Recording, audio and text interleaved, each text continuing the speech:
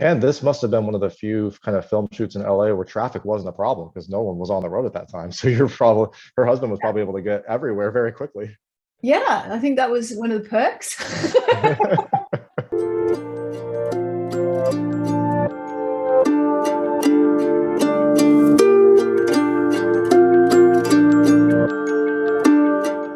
So thanks so much for joining me. This is Radha Mitchell, who stars in and produced Life Upside Down, which is coming to theaters and on demand on January 27th, 2023.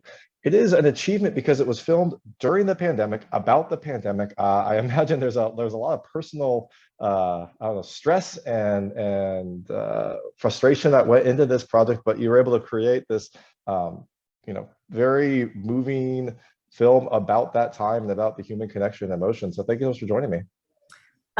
Great to be here. Thanks for having me. Of course. So I'm always very curious because this, kind of started filming right when we were all locked down, wondering what was happening. How did you get involved in this film? How did this come across? I don't know, did you have a desk at that point or your living room couch? How did this come across your radar? Well, actually, I've been friends with Cecilia, the director, for a very long time, and we've been looking for opportunity to collaborate on something. There was a project we've been talking about trying to do in Rome for a while. And she's kind of like one of those very creative individuals, very kind of innovative personalities. And she came up with this idea that we should just like do something right now during the pandemic. And somehow she was able to write this script like very quickly. And she had sort of relations with Bob. And so he agreed to collaborate on something. We didn't know whether it was a short film or just an experiment or just like something to do to pass the time. But she had a kind of cohesive script that I don't know how quickly, she just wrote it really quickly and it made sense and, had arcs, character arcs. And there was a possibility that we could make a movie, but we weren't quite sure what we were doing. And I was sort of open to that experiment and brought a few people into the project to kind of become part of it. And that was it. So she had this sort of idea that it would make sense that she would direct from her house via Skype, I guess, FaceTime. And there was an iPad that she would use to be kind of the omnipresent, potent voice of the director. And then she had her surrogate, her husband would come in with an iPhone and shoot things. And the conceit was to keep the camera kind of static. So there was a kind of consistent style, but to keep it very kind of basic and simple and give a feeling that you're really in the house watching people behave. And so that was sort of the premise of it. And then the kind of script was the template. And then, it was an opportunity for us to all kind of, have a bit of a laugh at ourselves and to escape from, as you said, the sort of the real stress of that epoch. Yeah, for sure. And I'm going to say, I'm glad that you got this project made. Filming in Rome probably would have been way more fun than filming in LA in your house, but at least you were able to do something. Well, maybe we could still do that, or maybe this was like a little practice run. Yeah, this is the appetizer. Rome is going to be the actual meal. What was really kind of the revelation of it was how the medium isn't really the main thing. It's the characters and the story, and the fact that it really was shot on a phone. No one's got an excuse these days. Just begin. If you have an idea. There's a possibility you can do it with no budget, which she initially, it was really, there was the money, the budget was the iPad, I think, spent on an iPad, and the phone was already there. So it was just human, our collective energy and a phone. So that is a kind of emancipating thought, and the movie, I think, is a demonstration of that. Yeah, for sure. And I also, love your and Cecilia's initiative where, I think most of us at that time were just wondering, like, I'm just gonna lounge around and be lazy. And you're like, no, let's do something. Let's, kind of make something while we have this time. And I think that theme comes through in the movie as well, where you've got these people that are kind of frustrated with, but also kind of appreciating this time that you have that we never had before. Yeah, we did, a lot of us, and a lot of us, had a different experience of what that was. But I think certainly in Los Angeles, there was this sense of time. Mhm.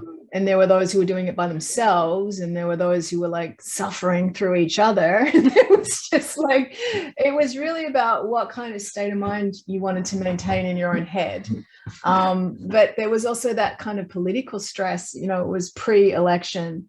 And it was just before the riots began, kind of down the street. And like, so there was that anticipation and uncertainty. And it was really about how you're going to keep yourself sane, whatever it is that you do to do that. And this must have been one of the few kind of film shoots in LA where traffic wasn't a problem because no one was on the road at that time. So her husband was probably able to get everywhere very quickly. Yeah, I think that was one of the perks. One of the perks, most certainly. And it was a kind of a positive reaction to a kind of weird time, and it was great to be in that headspace collectively. For sure. And you mentioned that you kind of, got some of the people involved in this project. And one thing that kind of struck me as I was watching is, when you realize that all of this was filmed remotely, like you might have not met your co-stars, that, there's some romantic energy, there's some tension energy.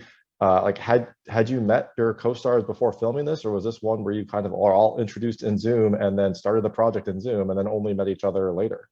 Well, honestly, I met Danny. I hadn't met Rosie. I kind of knew Danny through Cecilia, and then Bob, I think Cecilia they were previously going to try and do something together, and then this ended up being the thing that they were able to do. But I think we met just on the Zoom calls for the character.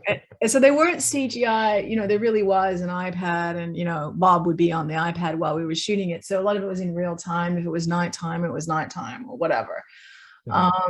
So there was that sense of a happening about it. But yeah, those scenes where we do interact, that was a bit of a kind of a reunion for the project. But yeah, we were getting to meet each other. It was kind of like a celebration of the project, actually, just having everybody together like that. For sure. And I'm curious, so the scenes where you finally do get to meet each other, was that, I don't know, I'm trying to like wonder, were they in character? Were they normal? Like, was there some weird in between because you never actually interacted before outside of your characters? Like, how did that go? Actually, I liked him a lot better in real, you know what I mean? Because his character is so sort of weird. That when you got to meet Bob, I suddenly was like, oh yeah, he's great.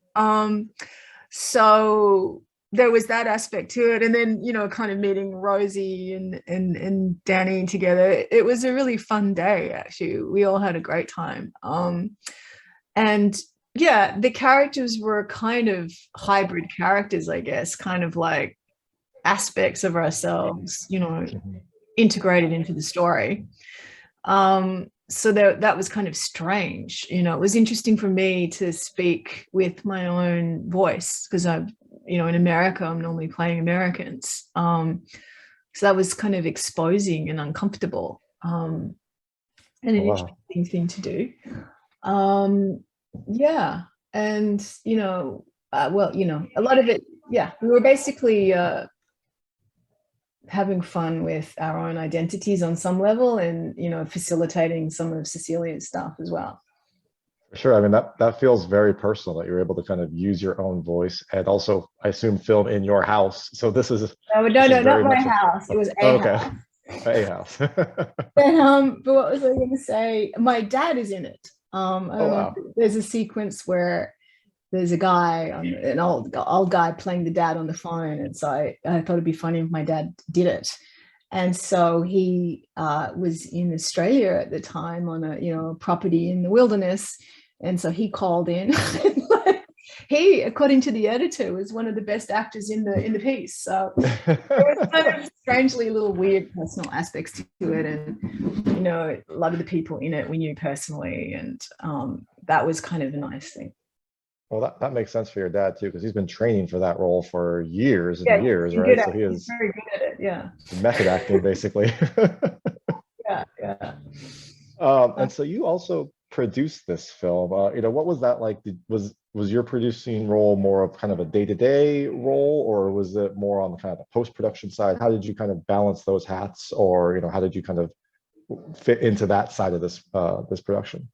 It was more in the, as we were shooting it, just finding people that were amenable to the process that wanted to participate. So just contacts and so forth. It wasn't like a hugely complicated shoot because of the simplicity of it, but there was still the requirement to find cast and people that wanted to play in the sphere, which is a necessary role for something like this, where you're trying to cobble together things when you can't meet in person. That is a vital role. Yeah. And so, you mentioned that Cecilia kind of came up with the main script, but I feel like a lot of this is interactions that maybe evolved over time. Did you all kind of stick with the script, or did you kind of stick with the main points and then just kind of let your conversations flow as this was all happening, or was it some hybrid of the two? Yeah, there was a kind of an improvisational aspect to it, but the kind of points of the script were consistent, and I think that was sort of, that's a style that I really kind of liked and would like to play in more, especially with, if me and Cecilia do something together again. There's this it feels very kind of like naturalistic, and yet trying to kind of keep a heightened comedic aspect to it, keep it still feeling authentic. That was an interesting experiment, really interesting space to work in. And I feel like I was just sort of touching what that could be, but I like the personal aspect as well. Was quite interesting. So the script was good, but she was open also to people just playing with dialogue, saying what they wanted to say, whatever was sort of coming up at the time. For sure, and especially in a film that is kind of mostly conversation, you want to have that conversation be natural. So it makes sense to let the actors kind of move that along. And yet there's sort of this obtuse aspect of it where it's got to be a little abstract and a bit ridiculous, but still feel human. So that was kind of that was what I was enjoying, like experimenting with the tone. For sure. And so I know we have limited time, so I'd like to switch to what I call it the lightning round. It's just lightweight questions about the film. I know we have very limited time, so I'll only ask a few. You can feel free to pass on any of them, but I try to keep them very answerable. Yeah. When was your last art gallery show? Oh, just last week. I was in Tasmania and I went to the Mona. And I saw this extraordinary show where this guy, I forget where he was from and I can't remember his name, but it was this beautiful show about spiders and spider webs and how they kind of correlate to all this kind of space exploration and digital data, and kind of it was an all-encompassing perspective on technology and nature, and even a little bit of esoteric stuff. There was like tarot readings going on. It was just like this really interesting, all-encompassing, magical show. And spiders were the stars, and you got to sort of see spiders close up and think about them really differently. It was quite beautiful. Sounds fascinating. I think I'd be terrified, but you make it sound amazing. So. No, that's the thing, because we're afraid of spiders, but the way that this guy showed them, they looked like these kind of shamans, like this magical kind of amazing spiritual creatures that are, were walking around killing. But they're actually showing us the kind of the interface of the cosmos. Awesome. And very quickly, what is your favorite painting? My favorite painting? I don't have one, but for some reason, the Mona Lisa just came into my mind. So let's just say that. That is a classic. And the last question, your character loved black leather gloves. Do you have black leather gloves? I don't know. I guess I'll have to wait for the Rome picture to find out. Well, I know you have a very busy day, so thank you so much for your time. Again, this is Radha Mitchell, who stars in and produced Life Upside Down, which is coming to theaters and on demand on January 27, 2023. Thank you so much. Great talking to you. Thanks. Right. Thank Bye. you.